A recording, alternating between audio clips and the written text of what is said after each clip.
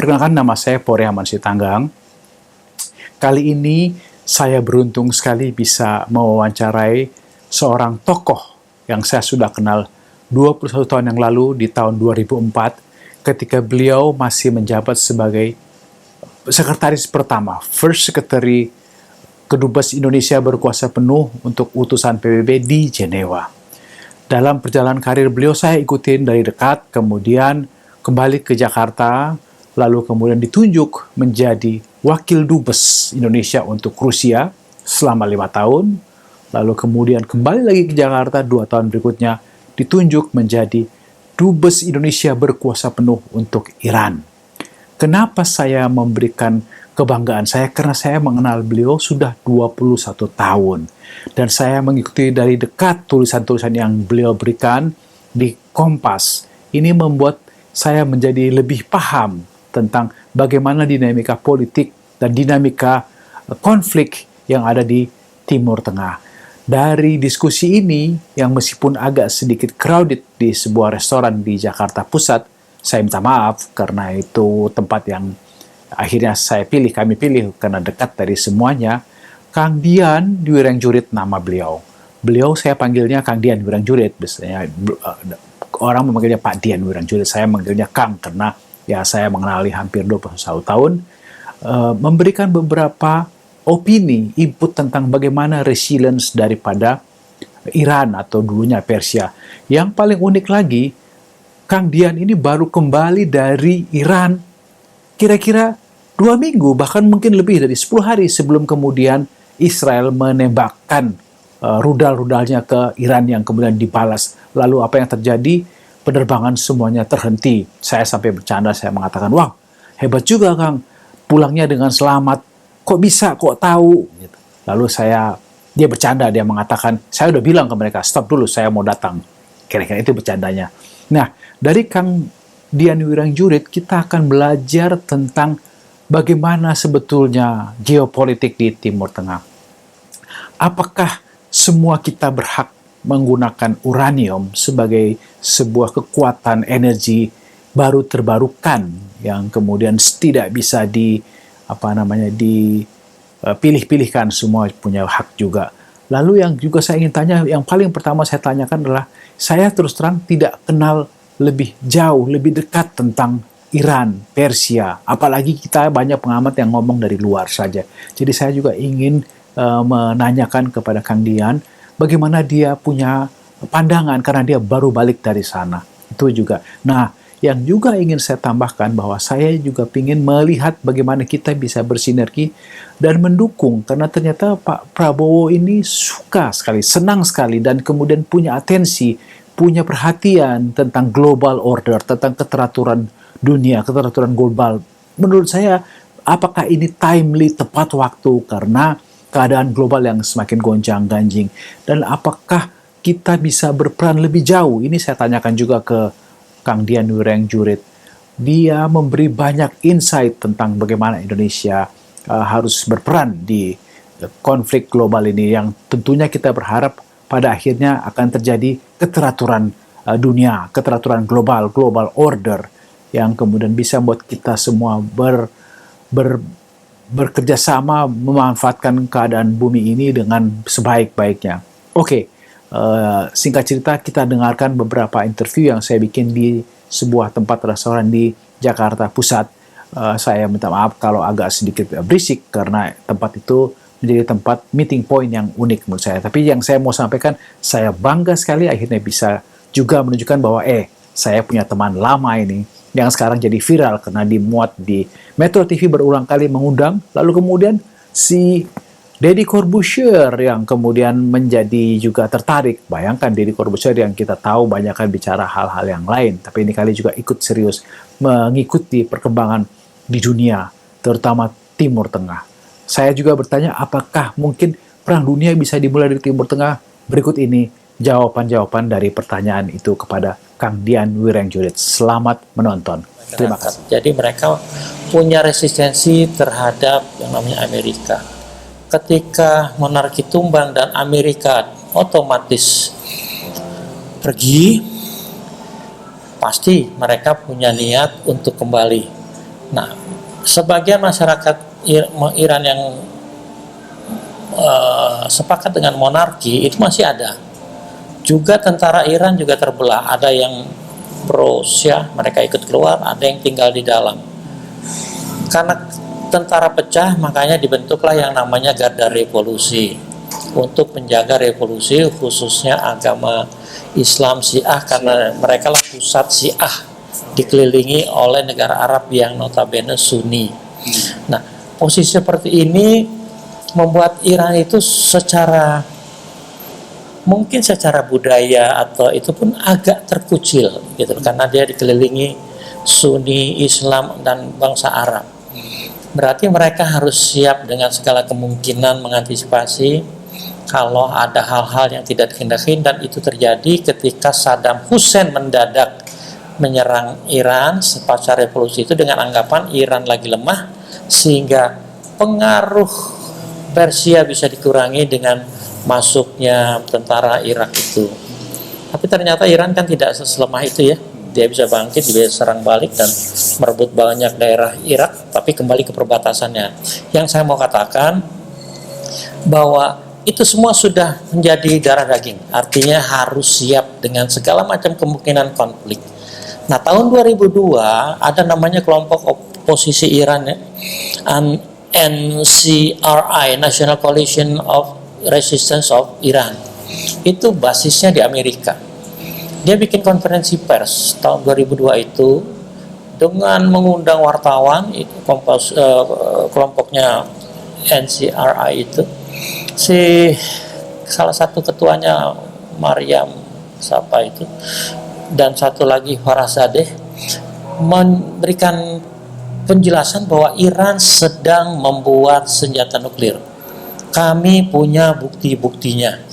Bayangkan sebuah organisasi NGO mempunyai bukti berupa foto-foto hasil satelit dari luar angkasa, hasil katanya dari intelijen, hasil dari pengamatan bertahun-tahun, hasil dari monitoring apapun.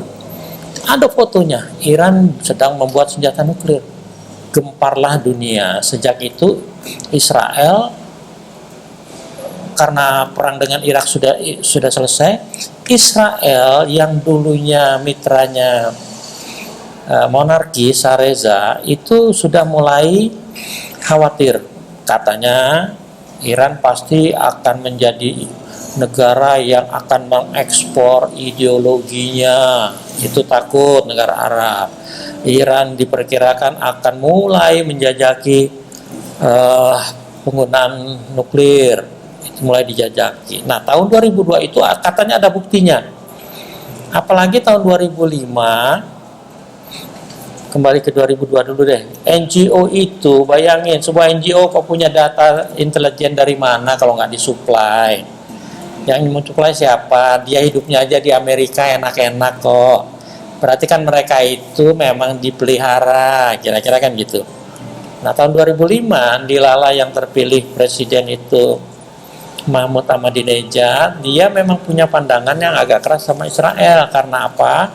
Mahmud Ahmadinejad sangat mendukung kemerdekaan Palestina yang berada di bawah pendudukan Israel, baik di Gaza maupun di tepi barat. Nah, karena Mahmud Ahmadinejad ini sangat keras prinsipnya terhadap Israel, dia pernah mengungkapkan kata-kata bahwa Israel itu harus musnah. Tapi bahasa Inggrisnya itu wipe off the map, hilang dari peta. Tapi dalam bahasa Parsi itu sebenarnya bisa ditafsirkan lain lagi. Tidak seperti itulah maksudnya Ahmadinejad. Setelah itu pun diklarifikasi, Zionismenya yang harus dihilangkan, memberi kesempatan kepada Palestina untuk hidup bersama di tanah yang sama, kira-kira gitu. Nah, dengan perkataan ini yang hanya diucapkan sekali pada tahun 2005, ini menjadi motonya Israel, bahwa Iran itu ancaman karena dia akan memusnahkan kita. Sejak itu pula Israel memperkuat dirinya untuk mengantisipasi katanya kalau Iran kemudian menjadi negara yang ekspansionis. Ternyata tidak terbukti kan? Waktu jalan-jalan kemarin itu kemana aja kan? Sampai banyak kan ke cultural site aja. Apa yang yang di feeling masyarakat seperti apa sih? Mereka punya bayangan nggak akan seperti ini kemudian ada? Kalau bayangan seperti ini masyarakat dan pemerintah sana sudah antisipatif, makanya belajar dari pengalaman Irak. Ketika Irak punya reaktor namanya Osirak itu, tahun 81 diserang Osirak itu karena diduga membuat senjata nuklir. Diserang hancur. Akibatnya Irak tidak punya program nuklir lagi. Belajar dari pengalaman itu, Iran program nuklirnya itu disebar di berbagai kota, di berbagai daerah yang padang pasir katakan, gunung-gunung. Jadi memang sulit dideteksi. Kalaupun Israel kemarin ini diserang, itu kan yang fasilitas yang ada di padang pasir. Jadi memang terbuka dari manapun bisa. Tapi sebenarnya juga dijaga, tapi katanya kebobolan, ya udahlah. Tapi itu 3 yang diserang itu, Fordo, Isfahan dan Natan, itu memang terbuka. Tapi pembuatan sebuah senjata nuklir itu tidak hanya cukup pengayaan uranium di satu tempat, butuh roketnya di satu tempat, butuh warheadnya di satu tempat. Tapi di lain tempat juga banyak litbangnya, banyak untuk bikin sayapnya, bikin macam-macam elemen. Jadi ada diperkirakan ada sekitar berapa waktu itu ya, 30-an. Nah, kalau kita di kesana kemarin, saya ke Isfahan, dia nggak ada apa-apa. Orang Isfahan itu kota budaya yang terkenal kok. Jadi nggak ada apa-apa. Tapi kalau keluar sedikit, saya bisa lihat ada daerah-daerah yang memang bagian dari program nuklir yang ada di Isfahan gitu ya. Makanya dijaga. Tapi semuanya aman karena Fordo tempat itu juga ya jelas tertutup, tapi masuk sekitarnya sih ya, kalau kita senang sejarah ke Isfahan, senang budaya kan salah satu destinasi itu. Kan waktu wawancara ini kita bikin tanggal 24 sekarang ini, tadi malam itu kan Trump mengatakan gencatan senjata, sementara ini bicara soal senjata nuklir, dan kemudian bikin buku tentang kawasan damai dan bebas senjata nuklir. Kira-kira seperti inikah negosiasinya, satu pihak yang mengatakan perang, satu pihak yang mengatakan kemudian gencatan senjata? Ini kira-kira seperti apa? Gini ya teman-teman, ini kan pandangan pribadi saya ya. Kalau pandangan pribadi saya itu saya sampaikan bukan hanya berdasarkan bacaan, bukan berdasarkan analisa siapa, tapi saya juga analis, saya juga diplomat, dan saya juga tukang keluyuran. Jadi berdasarkan pengalaman saya, pemahaman saya, dan ya kalau dibilang ya saya punya lumayan lengkap lah pengetahuan tentang Iran ini. Nah, semuanya sebenarnya berjalan normal sampai 2015 disepakati yang namanya JCPOA, perjanjian kesepakatan antara Iran dan negara P5 plus Uni Eropa. Selesai itu. Tapi kemudian berubah, kenapa? Karena faktor Trump terpilih. Trump itu mungkin DNA-nya ya teman-teman, DNA-nya itu memang anti Iran atau anti Islam mungkin itu orang ya. Jadi nggak happy tuh melihat Iran yang maju, apalagi dianggap mengancam mitra abdi dalam yang paling setia atau Israel gitu loh. Jadi kayak nggak rela, khawatir kalau Iran mengancam abdi dalamnya nih, Israel. Makanya apapun yang dibutuhkan Israel, apapun yang dikehendaki Israel didukung oleh Amerika, termasuk mengantisipasi nuklirnya Iran dengan melakukan serangan, kira-kira gitu loh, supaya rencana program nuklir Iran itu kalaupun hancur sebagian tapi berhenti gitu loh. Nah itu kan tujuannya, itulah tujuannya serangannya Israel. Tapi Israel lupa bahwa perangnya di Gaza itu sudah memakan tenaga, pikiran, energi, dana yang luar biasa. Yang suka atau tidak suka membuka mereka kedodoran tuh angkatan bersenjaranya capek, rakyatnya capek dengan ketakutan. Nah, karena Gaza sudah hancur, Hizbullah sudah lumpuh, Houthi sudah diajak bicara sama timnya Trump untuk tidak lagi menyerang kapal-kapal mereka di Laut Merah. Tinggal Iran berarti induknya ketiga proksi ini. Jadi Israel menganggap akan mudah ditaklukkan kalau Irak dulu ditaklukkan dengan satu skadron pesawat jetnya bisa, dianggap Iran juga dikirim 100 puluhan pesawat juga bisa karena jauh kan. Tapi mereka tidak menyangka, ya bahkan Amerika tidak menyangka bahwa Iran sudah siap mengantisipasi itu. Makanya ketika diserang Israel pada tanggal 13 Juni itu, Iran langsung bisa membalas, dan membalasnya luar biasa sampai sekarang bisa kita lihat hasilnya. Artinya apa? Kalau Israel berhadapan dengan Iran, diteruskan perang mereka nekat, Israel pasti kalah. Selain letih dan habis sumber daya macam-macamnya itu, Iran sudah siap.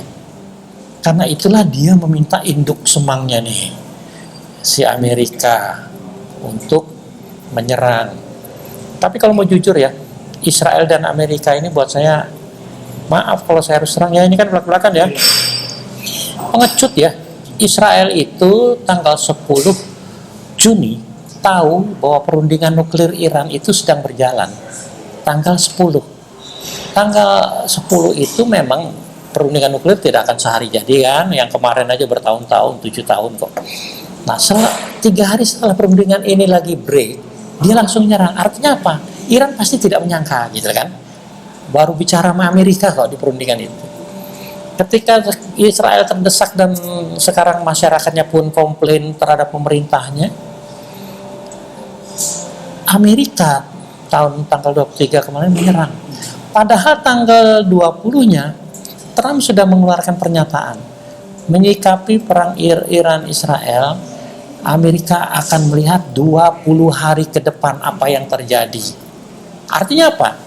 Dengan perkataan seorang presiden seperti itu, dunia kan percaya, oh berarti ini akan reda sebentar nih, sambil mungkin upaya diplomatik dilakukan. 3 hari kemudian diserang habis-habisan juga. Ya ini 3 situs nuklirnya. Loh, itu kan apa ya, menyerang orang, dikasih tahu kita nggak ngapa-ngapain tapi menyerang. Itu kan ciri seorang pengecut tuh. Diam-diam berkata manis-manis di depan tapi akhirnya menyerang. Buat saya kalau melawan Amerikanya jelas bukan apple to apple. Tapi kalau lawan Israel saja sudah terbukti Israel tidak mampu meneruskan serangannya. Nah, dengan dibantu inilah konflik menjadi semakin sensitif ya. Situasi semakin fragile, semakin rapuh.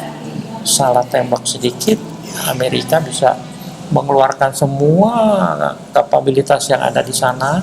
Puluhan pangkalan nuklir di sekitar Timur Tengah itu sekarang siaga.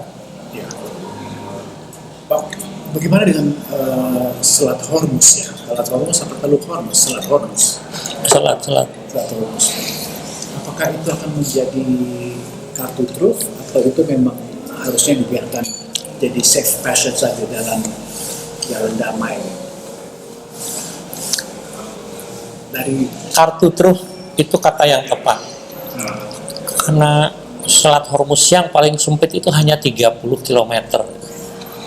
Dibagi 2 sama Oman, karena Oman ada di ujung situ, Oman kan ada di ujung situ.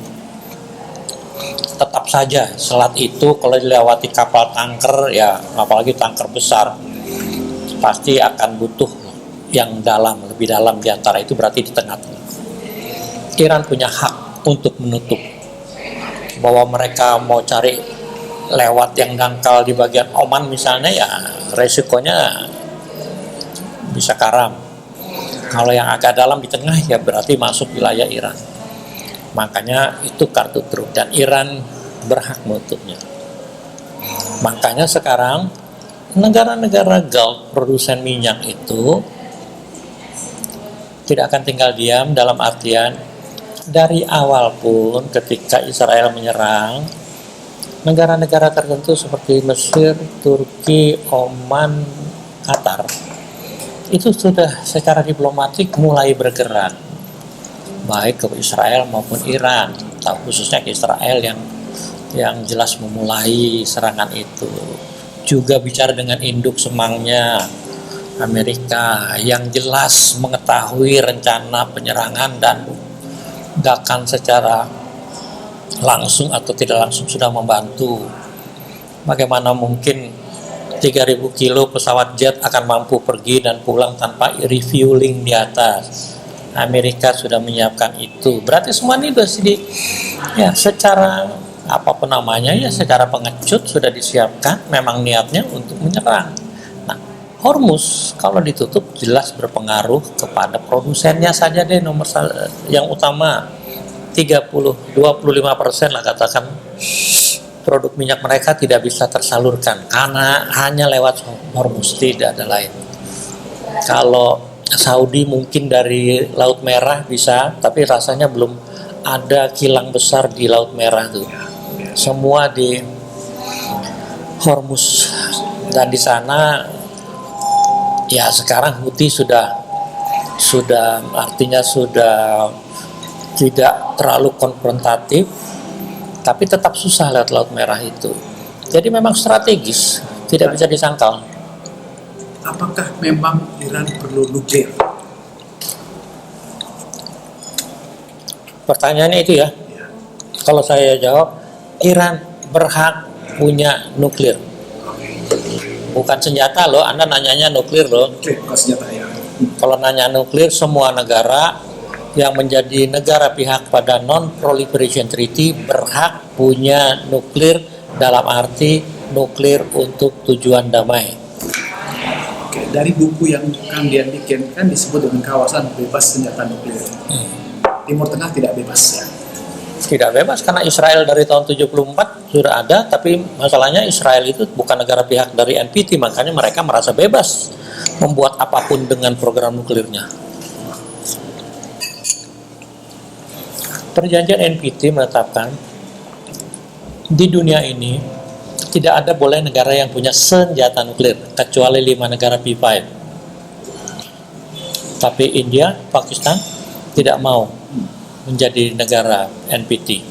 Karena itu mereka merasa punya dan berhak mengembangkan nuklir untuk kepentingan nasional mereka. Dalam hal ini membuat senjata nuklir. India punya 74, sudah dites, tahun 98 dites lagi. Pakistan tidak terima dong, itu kan bebuyutan. Bikinlah dia juga tahun 98 diuji coba juga. Jadi dan negara itu juga bukan negara NPT. Jadi ada 3 negara nuklir di luar NPT yang punya.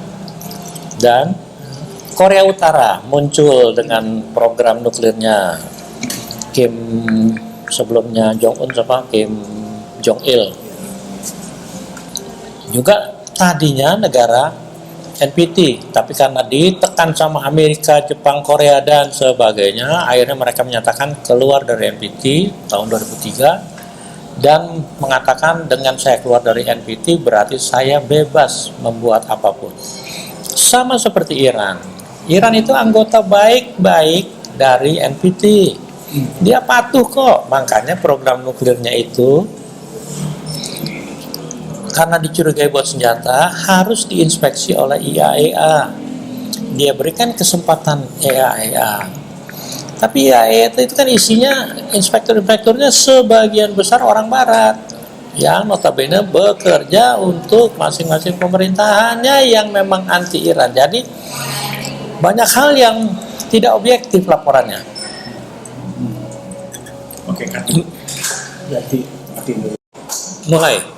Kang, apakah kita perlu senjata nuklir? Ini untuk berefleksi ke Indonesia. Dulu. Indonesia dengan Iran dulu ya. Ya. Lanjutan tadi. Ya.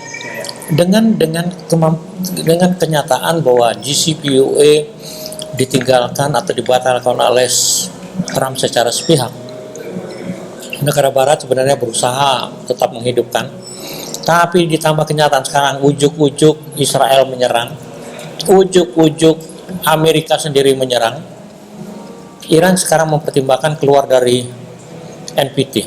Kalau itu sampai keluar, berarti Iran akan menggencarkan, justru menggencarkan program senjata nuklirnya. Ya. Nah, sekarang yang juga aneh dari cara pikir negara-negara pengecut seperti Israel atau Amerika. Israel, Amerika, dan Iran kan jauh 2.300-an kilo, 2.000-an kilo, mau menyerang sejauh itu. Amerika dari sana ujuk-ujuk menyerang, membela Israel.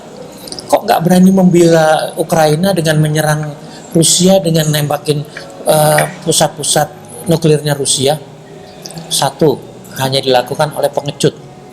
Padahal Rusia jelas berbatasan, jelas invasi Rusia duluan, jelas Rusia dihancurkan, Ukraina dihancurkan, jelas Ukraina calon anggota NATO, kok malah ditinggalkan, malah bukannya menyerang Rusianya gitu.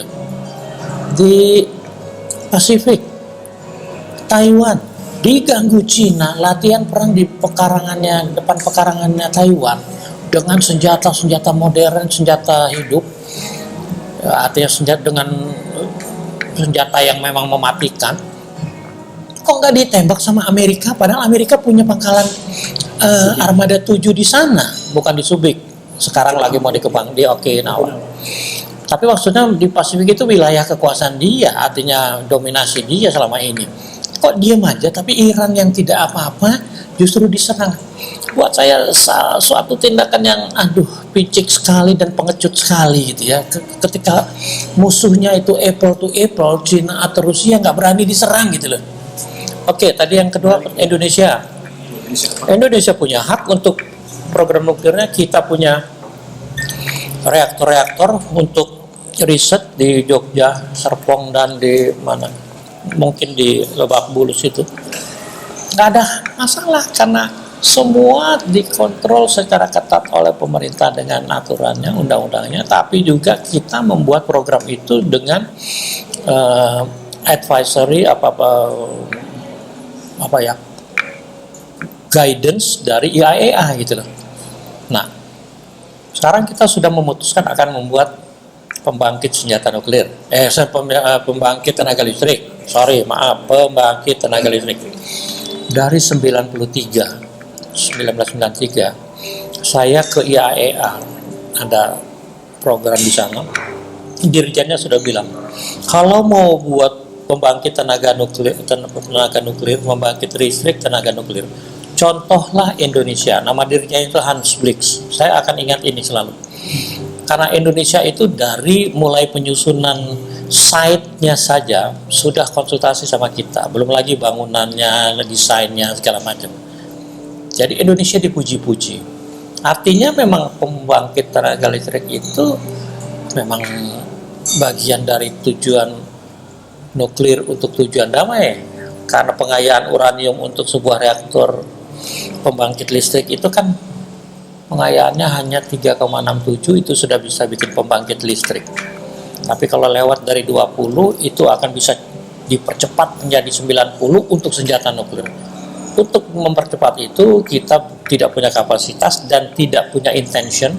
Karena apa? Kita butuh listrik saja kok gitu loh.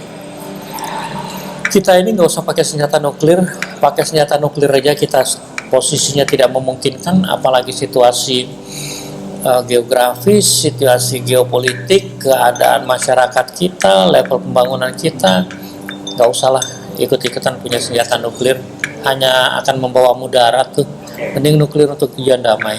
Sekarang kembali ke yang paling utama, apa kira-kira yang bisa kita lakukan? Ini memang apakah timely untuk Pak Prabowo menggunakan diplomasi sebagai cara dia untuk membawa perdamaian ke dunia, karena apa yang kita lihat sekarang Pak Prabowo cukup aktif sekali di dunia internasional. Apakah timely untuk terlibat di dunia internasional? Sebenarnya saya mau tanya balik lagi sama Kang Poryaman. Okay. Emang kita bisa? Apa yang kita melakukan dengan diplomasi kita untuk mengupayakan damai? Kalau saya jawabannya, kita tidak punya leverage untuk ikut berupaya mendamaikan kedua pihak, baik Israel maupun Iran.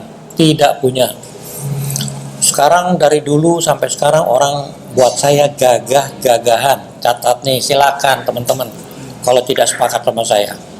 Kita katanya punya bekal kuat, anggota non-blok, anggota OKI, anggota ASEAN, negara Islam moderat segala macam. Teman-teman, apa itu leverage? Apa itu daya ungkit kita? Nggak laku zaman sekarang, teman-teman. Tidak laku. Kalau zaman dulu, minimal masa Orde Baru, sebagai negara Islam moderat, kita bukan berhasil, turut serta mendamaikan masalah Filipina Selatan. Itu juga bekerja sama dengan OKI yang juga Islam, karena Mindanao Selatan itu kan masalah pergolakan Islam terhadap pemerintah pusat Filipina ya. Kita berhasil ketika itu, karena masalahnya tetangga kita sendiri berbatasan dengan kita menghadapi pergolakan. Ketika itu kita juga sudah mulai selesai walaupun masih dalam pertengahan dengan katakan tim ya. Kita punya masalah tim tapi minimal bisa kita kendalikan. Ketika itu leverage agama, leverage segala macam tadi itu masih bisa dipakai. Sekarang tidak bisa dan tidak ada poinnya. Mau bukti, Palestina itu menurut saya bisa diselesaikan kalau bangsa Palestinanya utuh, solid, bersatu. Kenyataannya Fatah sama Hamas sampai saat ini tidak pernah bisa bersatu. Dan kalau mau jujur, mereka sendiri pun dalam suasana ceasefire, gencatan senjata. Ketika 2005 Hamas menang pemilihan legislatif di Gaza, pendukung pengikut Fatah itu pindah ke teman-teman mayoritasnya di tepi barat. Nah, kalau mau jujur lagi, yang tidak dikehendaki oleh pihak barat khususnya, atau termasuk negara-negara Arab sendiri, adalah Hamas. Karena Hamas menggunakan cara kekerasan, ideologinya itu menggunakan kekerasan, maunya satu negara, tanah Israel itu adalah tanah Palestina, juga Islamnya sangat militan, negara Islam yang menghendaki. Kita tidak bisa. Nah, kita hanya mendasarkan pada Islam moderat, tidak laku. Saya buka ya di sini ya. Saya itu pernah ditugasi untuk mempertemukan pimpinan tinggi kita, tinggi bukan tertinggi ya, bertemu dengan Israel untuk menyampaikan ke mereka Indonesia siap menjadi penengah. Ketemulah petinggi kita. Dalam pertemuan itu sampaikan Indonesia sebagai negara ini ingin menjadi penengah. Mudah-mudahan Israel bisa menerima. Petinggi Israel cuma bilang, oke, kalau Indonesia serius kita senang. Besok kita umumin di media massa Israel, Indonesia kita percaya menjadi penengah. Satu syaratnya, akui Israel. Bagaimana kita mau jadi penengah kalau kita nggak mengakui Israel? Negara-negara yang aktif di Timur Tengah sekarang menjalankan diplomasi, semua udah mengakui Israel. Sebagian negara Teluk itu yang besar-besar itu sudah mengakui Israel. Setengah dari anggota OKI sudah mengakui Israel. Kok kita yang tidak mau mengakui Israel, mau menjadi penengah, mau menjalankan diplomasi, menciptakan perdamaian? Buat saya tidak mungkin dengan kondisi itu. Nomor satu syaratnya buat saya akui dulu pihak yang berkonflik dengan Palestina. Suka atau tidak suka, Israel adalah entitas negara resmi diakui, anggota PBB. Kok kita nggak mau bikin itu juga? Makanya ini nggak ada kaitan dengan agama ya. Kita mau main di geopolitik atau tidak, gitu loh. Kan poinnya itu. Saya bilang tidak bisa. Nah sekarang contohnya lagi. Hanya Cina yang bisa mendatangkan faksi-faksi yang berbeda itu, Hamas dan Fatah ke Beijing. 12 faksi. Di dalam masing-masing faksi ya, Hamas itu walaupun kecil tapi ada sekitar 30-an 20-an faksi. Di Fatah itu ada 30-an faksi, tapi yang dari 30 itu dipilih lagi dibawa ke Beijing itu 7 kalau nggak salah, sementara dari Hamas itu 5 ketemu sana. Cina berhasil mendatangkan mereka. Pertanyaannya, selain itu siapa yang mendamaikan Arab Saudi dan Iran? Cina. Apakah Cina Islam? Jelas bukan. Apakah Cina negara katakan liberal? Dia jelas masih menganut sosialis komunisme.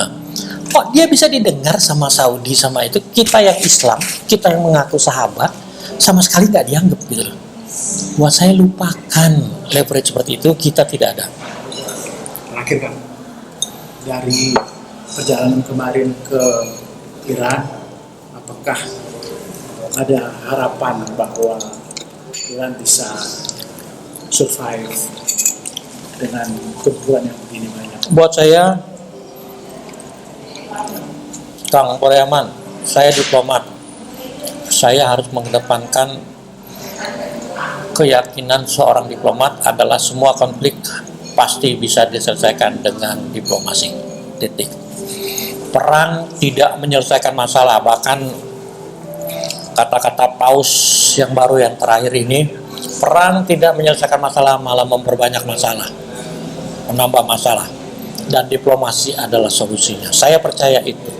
Makanya saya bilang perang yang sekarang ini, apalagi Trump tadi disinggung bagian depan sudah menyatakan ceasefire. Buat saya dari awal saya sudah bilang perang nggak akan lama karena daya tahan Israel itu nggak sampai sebulan BBM-nya, dan sudah habis-habisan di Gaza terutama dan di Houthi sana. 30% itu artinya apa? 29 hari itu artinya apa? Makanya sudah dibantu sama Amerika kan. Kalau 29 hari Israel masih ngotot perang, rakyatnya akan kesulitan BBM. Yang ada rakyatnya yang berontak. Begitu kira-kira. Thank you. Ini adalah pertemuan yang membanggakan dengan sahabat Pak Dubes, teman dari 21 tahun yang lalu.